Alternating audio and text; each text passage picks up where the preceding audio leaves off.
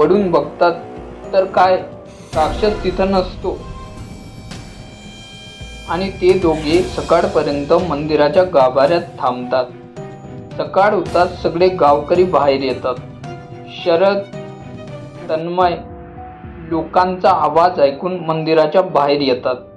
ते गावकऱ्यांना झालेला प्रकार सांगतात. गावकरी सांगतात की त्या राक्षसामुळे कोणीही घराबाहेर रात्रीच्या वेळेस निघत नाही. खूप वर्षापासून त्या राक्षसाची दहशत आहे.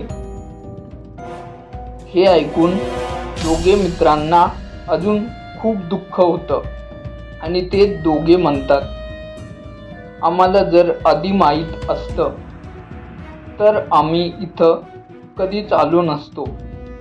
आम्ही आमचे 3 मित्र गमावले. शरद आणि तन्मय एकमेकांना वचन देतात की आपण आपल्या 3 जिवलग मित्रांचा हत्येचा सूड घेऊ आणि त्या राक्षसाला संपवू.